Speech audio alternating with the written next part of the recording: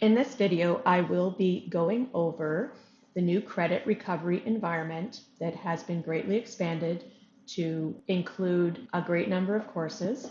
So I'm just going to explain how it works and how you would use it with students. First of all, if you go to the teachers link, it brings you to the content area. You'll see that the content is basically not here for students. It is just a few things for the teacher. So the first is a credit recovery instructions, which you will see in greater detail here. Then there's also the credit recovery profiles that were developed in 2014. So there's the ministry ones, which are separate files that you can use. And then there's the rainbow ones, and it's presented in a chart with tabs along the bottom. And you can use these tabs to go between the courses. The new widgets don't often align with the ministry ones that were done in 2014. So everything in this column where it says ministry widget, it tells you whether the course is available, indicated by the green and the Y for yes. And in some cases, I included the year because, for instance, there's also a ministry expectation tracker for CGC1P, but it is the 2014 course, not the 2016. And so this is an improved one. So you can't use this tracker with this one. However, if you scroll down further, you'll see we have one course here that's only available in the older materials. And in this one, the CHB 2.0, we have like the widget and expectation trackers that were developed by the ministry and Rainbow that is accessible to use. So you'll see that sometimes there's more than one option. The expectation tracker does match, and other times where it does not. Now, the course materials that are loaded into this environment or available are all from column 1. If you are looking to use something older with the expectations tracker, then you will need to contact me to load the course materials into an environment. We're moving away from that model because the widgets are on the home page. They're very easy to use, and they've been streamlined without any of the discussions, quizzes, and that sort of thing. It's just the content and the assignments. So you can see there's a great number of courses here. Somewhere around 120 courses are available for you to use in terms of credit recovery materials. So under teachers, this is where you find that information. So I have put a student tab here in case they click on this to let them know that all their course content is available through the widget on the home page, and that they should only be able to see their course on the home page. Now, the teacher has some steps to complete to get the student into the course. Now, before I go to the steps that you will use to get a student set up, I'm just going to return to the home page and show you that there is an announcement here that you can leave and use with students that gives them the general instructions. So it tells them, you know, that there's a checklist for them to follow, and then to find their course widget or go to their course widget, and then where to submit work after. So in this right-hand column are all the courses, which is quite a long list for you or I, but because of the steps you're going to go through to enroll a student, the student will only see their course and their checklist. In this course here, if I click on the unit and activity, it then opens up the activity in a new tab. I can then go to the content, okay, scroll through, do the activities.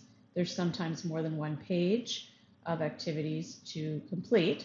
And then you would go on to the assignment and, you know, complete whatever the assignments are on here. So this is where you would choose your work from. You might choose a certain unit, or maybe you're going to go through and choose certain activities within different units. It's really up to you in terms of what you want them to do to demonstrate the expectations that are incomplete. And that's the case for all of the courses. You see that they're all listed here in this column. Okay, so they're alphabetical, and you can go find it and to decide what work you want the student to do.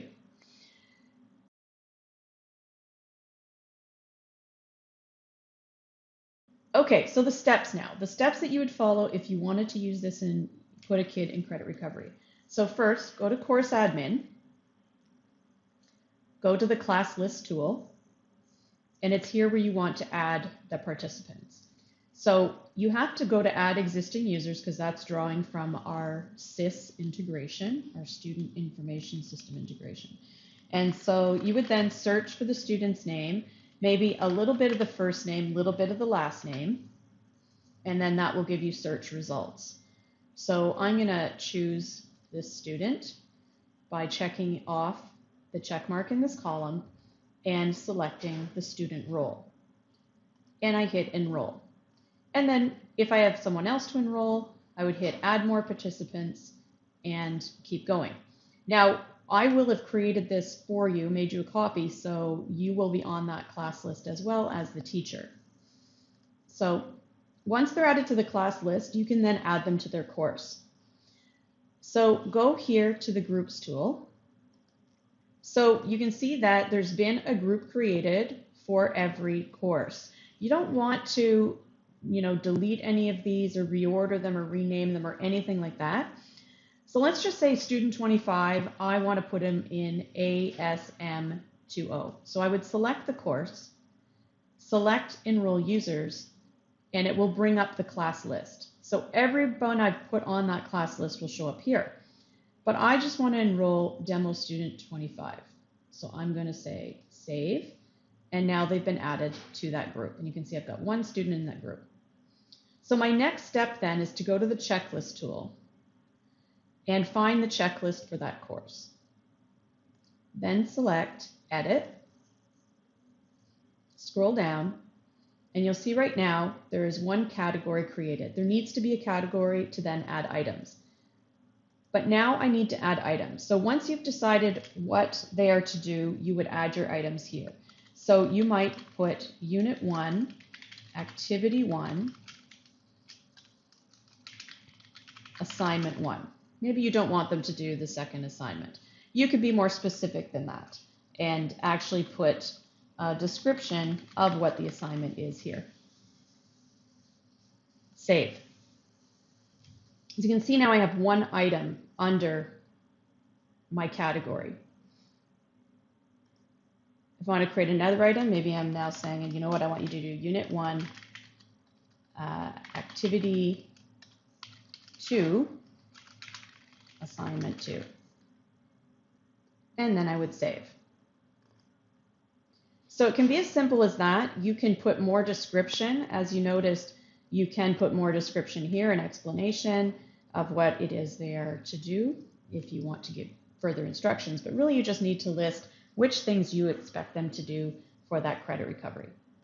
So once you are done that, the student can see the checklist because I've put them on that list for the class. So they can see the checklist, they can see the widget, and under submit work, everyone has this same folder to hand in their work. It's not tied to course, and they hand in all their work here. So if they have five file submissions, they'll submit all 5 files here. In their instructions, they've been asked to well label their work with their name, their unit activity number, and assignment number. So, or assignment description. So all of the work can go in there for evaluation. So I'm going to show you now by impersonating that student what it looks like from their perspective. So we hit impersonate. Okay, so now I'm seeing it from that student's perspective. So when they come in, this is what they see. And you'll see they've got the announcement here that tells them that you've prepared a checklist for their credit recovery and that all the information is on the home page in the widget. So you can see that the course I have put them in is showing right here. Now, the fact that this course is showing means I need to go fix something because it should just be seen by people who are in this course. So that's a fix I'll go perform. So this is what they will see if I enroll them in a course. Now, if I go over to checklist, they will also see just their checklist. And under submit work, they will see the folder that everyone sees that they will hand all their work to. So that is an overview of how the credit recovery widget environment is set up and how you can use it with students.